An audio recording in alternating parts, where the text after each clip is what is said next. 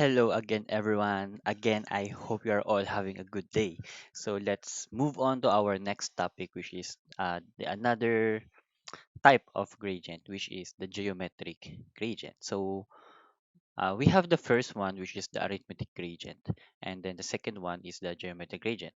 So recalling the first one, again, for arithmetic gradient, the payment each year increases or decreases by a constant amount. So, for example, it increases by 50 pesos per year or 100 pesos per year.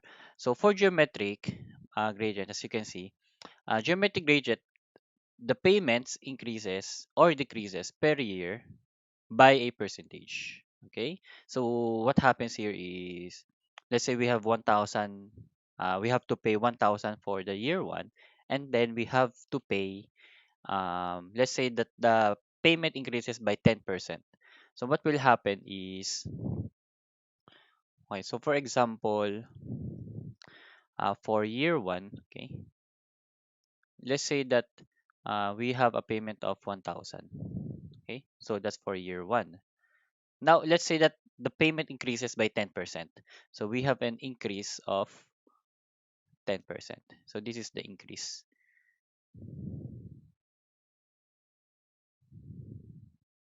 So we have an increase of 10% each year. So what will happen for year two? So year two must be that will be 1,000 plus, okay, plus the 10% of 1,000.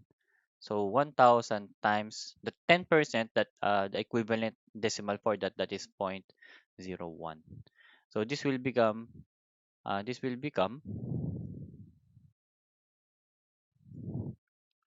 1,000 plus that's 100. That's 100. So this is equal to 1,100. Okay. Now, therefore, the payment for year two is 1,100. Payment for year one is 1,000. Okay, so for year three, what will happen here is, again, it increases by 10%. Which one? The 1,100, the previous payment. Okay, so therefore, we have to write the 1,100 plus the 10% of 1,100. So plus 1,100 and the 10% of that, which is the zero point 0.1, the decimal equivalent, zero point 0.1. Okay, so let's try to solve for this one. This will be equal to,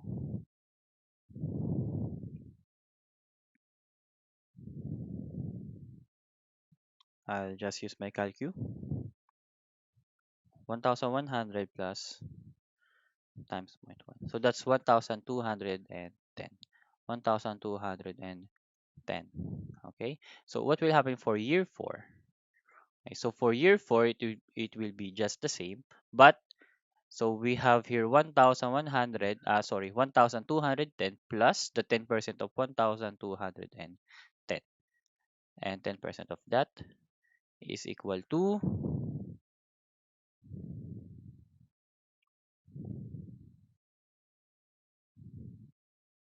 that's 1,331. 1,331. Okay, so that will be the payment for year 4. But we can derive a formula, or we can look for a pattern for this one. Okay, so let's try to rewrite this one. So we have here, of course, we don't have any question for that. We have 1,000. But for this one, okay, um okay, so for year one, we have a payment of 1,000. Okay, so we don't have any question for that. But for year two, this will now be equal to 1,000. This is just the same. Okay, we are trying to get a pattern or a formula. So 1,000 plus 1,000 times zero point 0.1. Okay, now instead of solving for this one, what I will do is, we will try to again find a formula. So what I will do here is, I can subtract, or sorry, I can factor out the 1,000 from that equation, right? There's a common factor of 1,000. So factoring out 1,000, Then you will left with, so 1000 factoring out, you'll be left with 1, right? Plus and point 1, point 1. Therefore, I can simply say that this is 1000 times 1.1, right? Therefore, this will be the payment for the second year. 1000 for the first year, and the payment for the second year is just 1000 times 1.1. Now, what will be the payment for year 3? So this will be equal to, so the previous payment, right? The previous payment is this one, right? So what we will have here is 1000 times 1.1, right? So that is that is the previous payment. Now we have to get the 10% of that again and add it to this one. So we have to add 1000 times 1.1. That's the payment, right? That's the payment. And then we have to get the 10% of this one. So what we will do is we have to add again 0.1, or we have to multiply it by 10% again. So this will be the payment for year 3. Now, as you can see, there is again a common factor.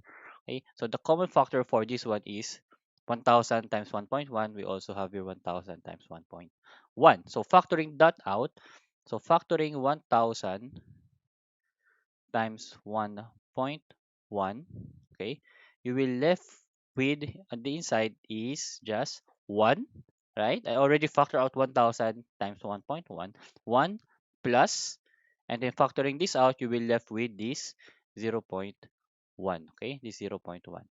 So this is 0.1.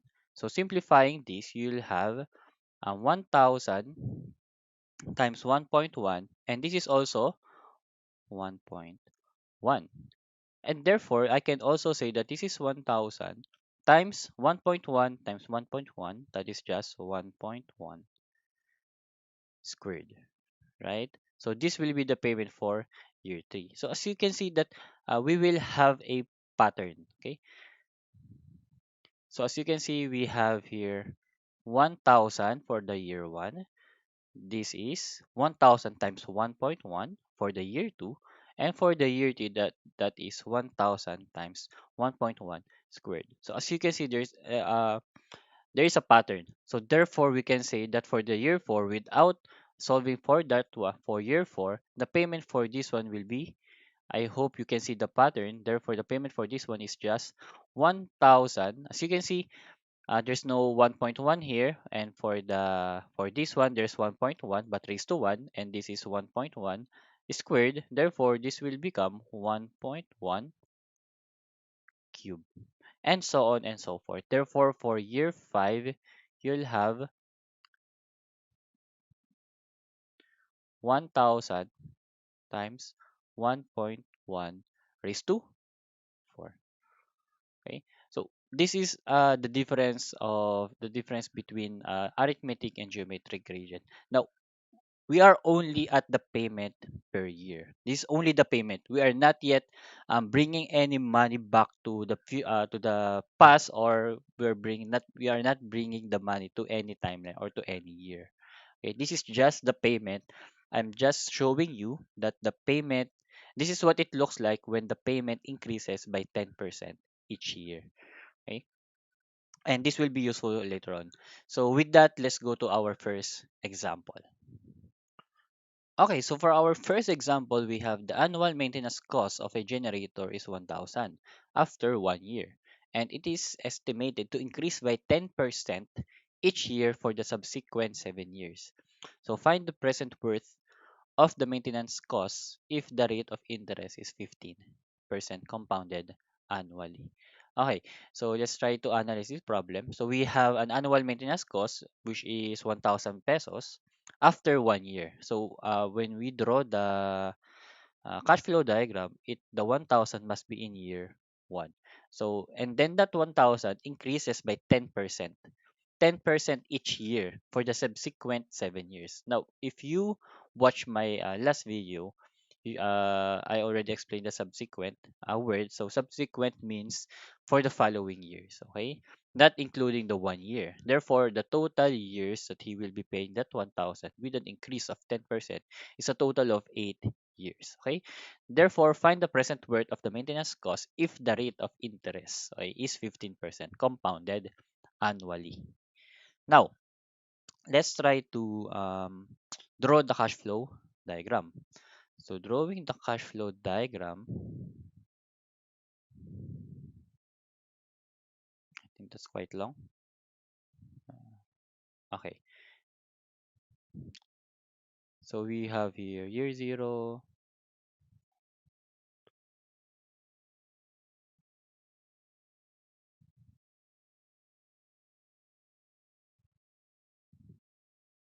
okay, so this is year one, zero, one,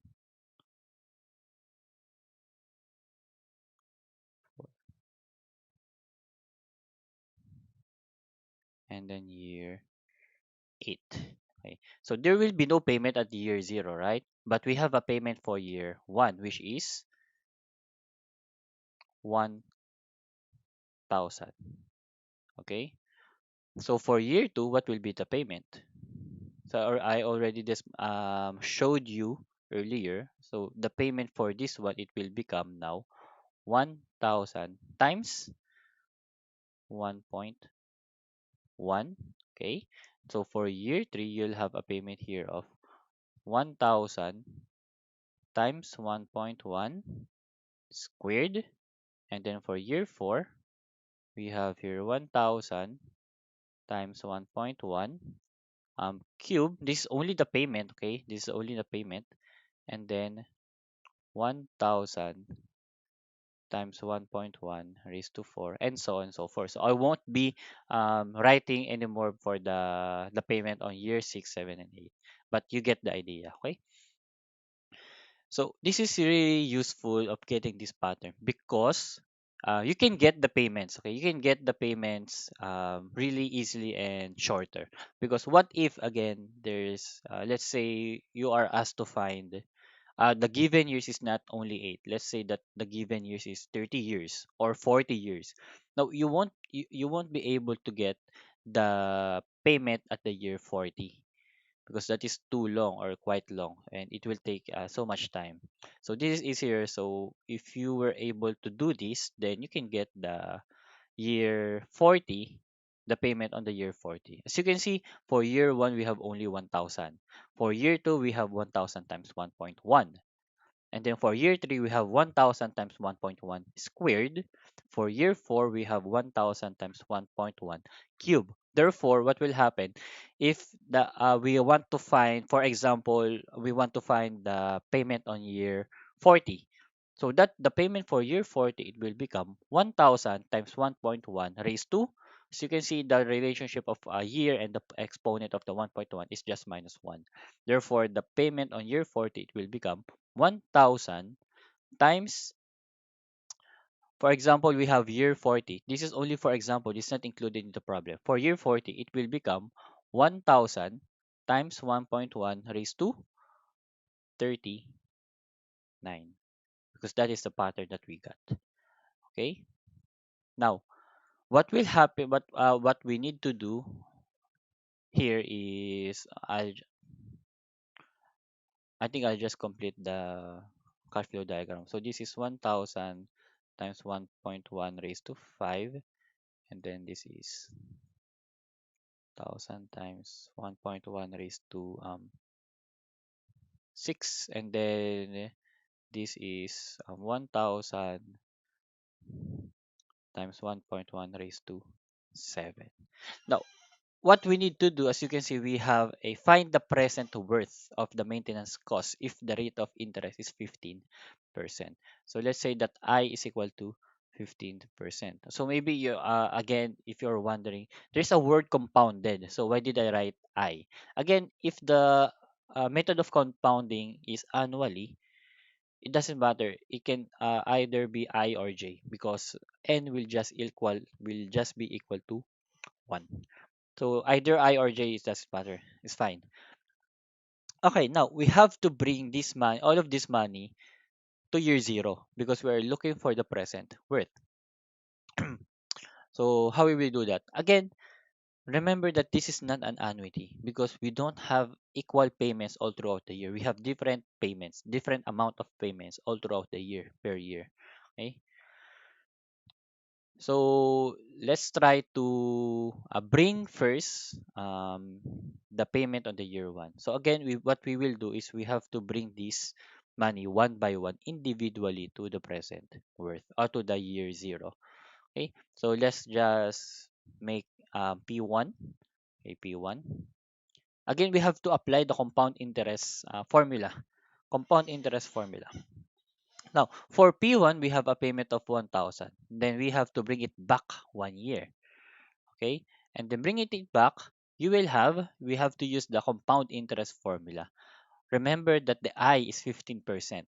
Okay? The formula for compound interest, that is um, 1 plus I raised to yn. But again, um, sorry, that's 1 plus I raised to negative yn because we're going to the present. So the exponent must be negative. We're going to the left.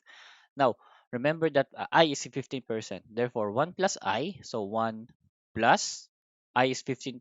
This must be 0.15, okay, raised to negative. How many years is that? That is 1 year, 1 year. Okay, and that will be the payment for that one. And then P2, okay, so P2 will be, what is the payment for P2? We have 1,000 times 1.1. So 1,000 times 1.1. That is just the payment first. That's just the payment. Okay. And then this value, we have to bring it back how many years? 2 years. So bringing this back, applying again the formula for compound interest, you'll have 1 plus 0.15, okay, raised to, uh, we have to get it back 2 years. So negative 2. So whatever the answer for that. Now for P3, okay, so P3, the payment for P3 is this one. So we have 1,000 times 1.1 squared. That's just the payment. Now bringing this payment back by 3 years, so you'll have your 1 plus 0.15 raised to negative 3. Okay, so that will be the payment for year 3. And let's try now year 4, which is P4. The payment for year 4 is this one. Okay, so we have 1,000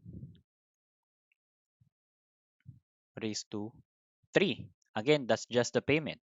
And then we have to bring it back 4 years. So this is 1 plus 0.15 raised to negative 4, and so on and so forth. So as you can see, there is a pattern again. Now, if you were able to watch my video in the arithmetic gradient, you already know how the shorter way to do this, which is the summation symbol or the summation function. Okay, so but the problem is, if you're using the summation function, you have to derive your own formula in order for you to use a summation function. So now we have to find a pattern. So if I will make this, let's say px, okay, px, this is equal to, as you can see, there's 1,000 in all of the years. So this is 1,000, okay, 1,000, and there's a 1.1, okay, and then 1.1. As you can see, if this is 2, we have a exponent here of 1. If this is 3, we have an exponent of 2, and if this is 4, we have an exponent of 3. Therefore, if this is x, this must be, here must be, the exponent here must be x. Whatever the value of x, you have to subtract by 1. X minus 1. Okay. Next up, as you can see, we have 1 plus 0.15, 1 plus 1.15, 1 plus 0.15, and so on. So we have here 1 plus 0.15, or you can also write it as 1.15, 1.15. Okay.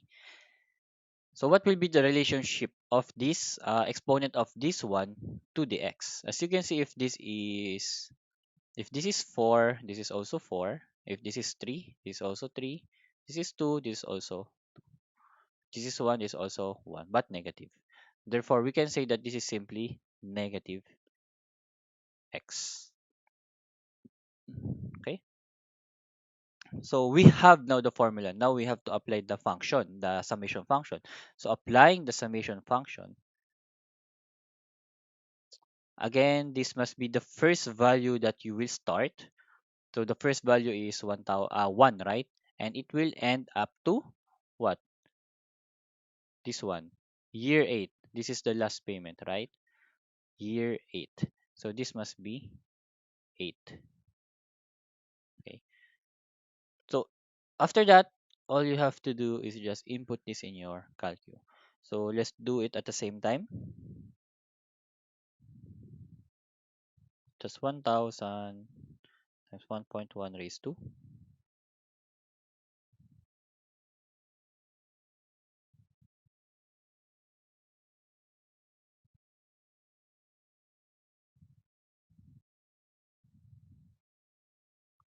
negative x. And then that is from 1 to, okay.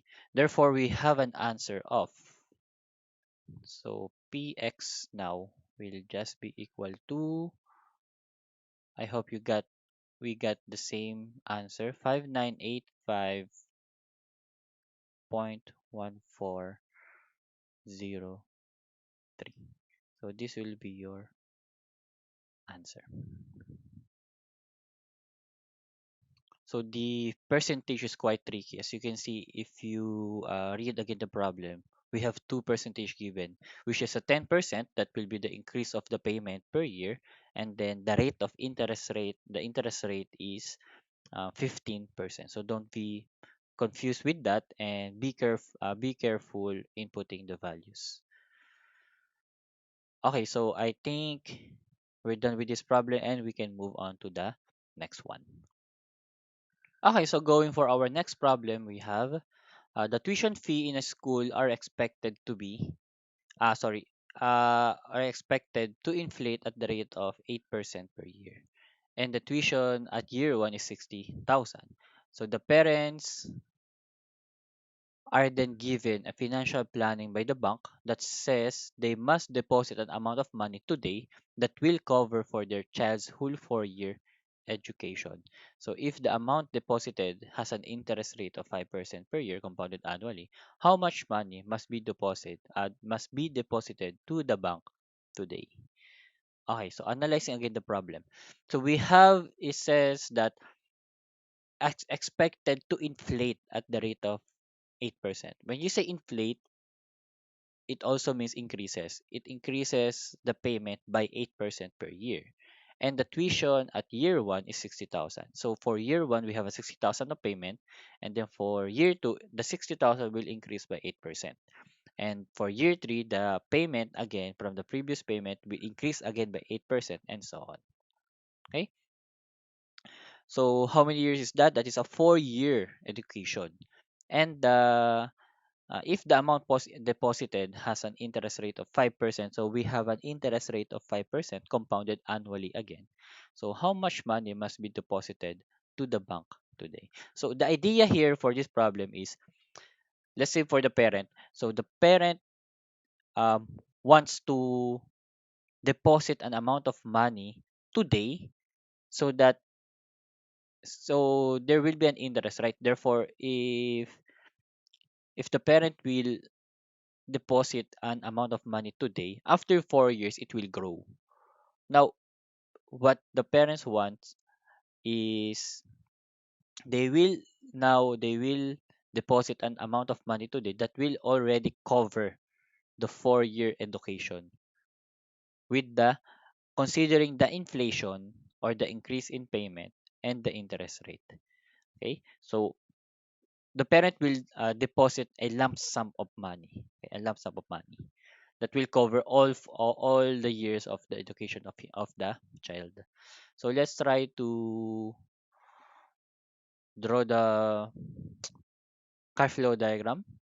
So drawing the cash flow diagram, again, we have here a 0, we have here 1, 2, 3, and 4. So this is year 0, 1, 2, 3, 4. So for year 1, we have a payment of 60,000. Let's say this is 60,000. Okay. So for year 2, this 60,000 will increase, right? This will increase by how many? 8%. So this 60,000 or 60K, so you might be confused. So let's try to analyze this first. So for year 1, okay, you will have a payment of 60,000. Okay. So for year 2, you will have a payment of 60,000 plus the 8% of 60,000. So this is 60,000 times 0.08. Okay. And as you can see, I don't need to calculate this one. To make it simpler, I can just factor out the 60K, and you will left with 60K. Factoring out 60K, you'll have 1 plus 0.08. Therefore, this will be the payment for. To make it simpler, 60K times 1.08. So this will be the payment for year 2. This is the payment for year 1. For year 3, okay, so for year 3, so again, the previous payment will increase by 8% again. So this will be the first payment. Okay, the payment is 1.08 plus again we have to get the 8% 8% of this one and add it to this one. So 60K times 1.08 times we have to get the 8% of this one, so 0.08. Okay, so as you can see, we have again a common or a factorable amount. So factoring those out, you will have here 60K times 1.08. You will left with what inside? 1 plus 0.08. And you can also say that this is 60K times 1.08 times this is again 1.08, or simply you can say here that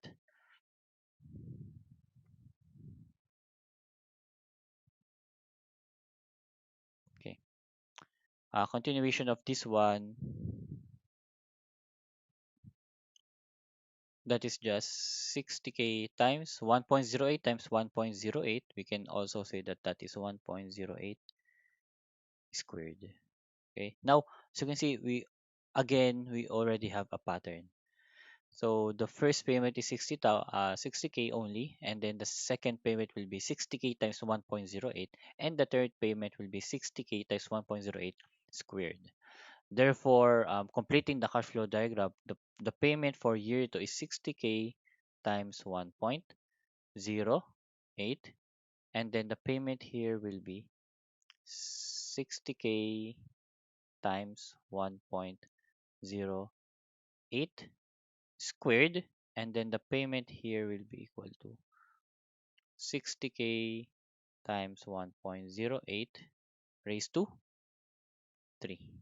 Now we already have the payments.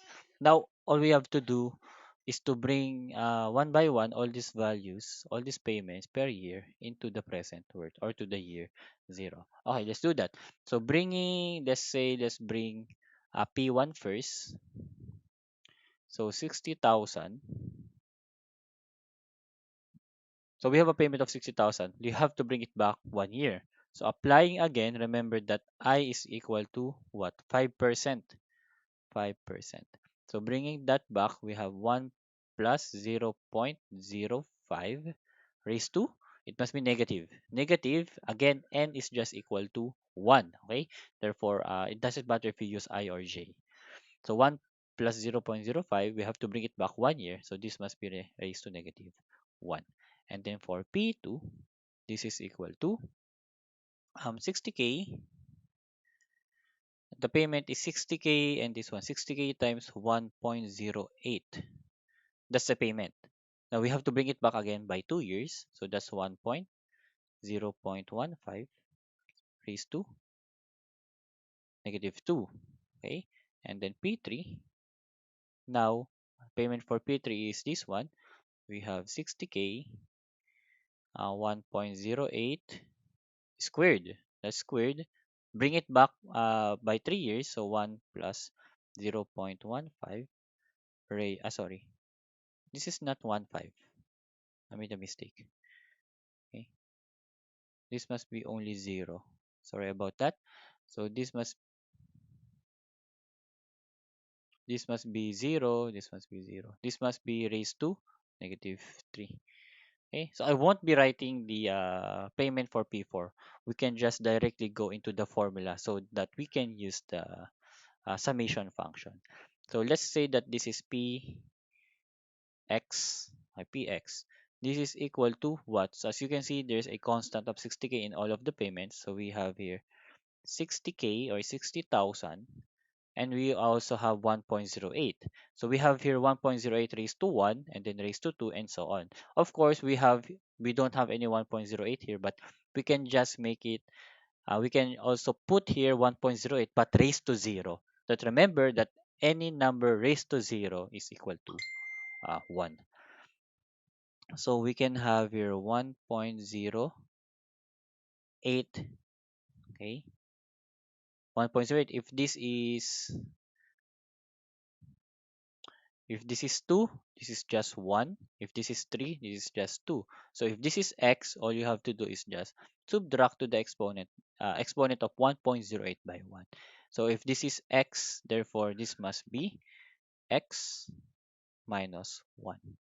Again, you can see that all of the payments is containing this one 1 plus 0.05, or you can just simply write 1.05.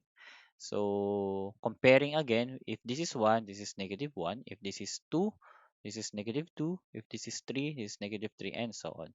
Therefore, we can simply say that this is 1 plus 0.05 raised to negative x. Okay, so now using your calcu again, this is 6. Sorry, I forgot the summation. So summation function, okay, summation function will be x equal to, the first one is 1, and the last one, last year is this one is 4. So this must be 4. Now you can input that in your calcu now. So 1.08 raised to x minus 1, 1.05 raised to negative x. Okay. And then the first value is 1, the last value is 4. Then the answer is, we have an answer of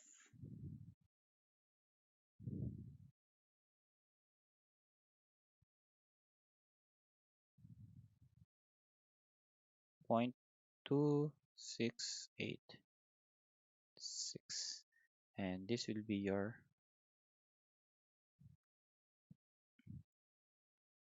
final answer. Okay. So as you can see, this is really easy. The hard part, or the difficult part here, is formulating your own formula, making your own formula. But once you get used to this, you can easily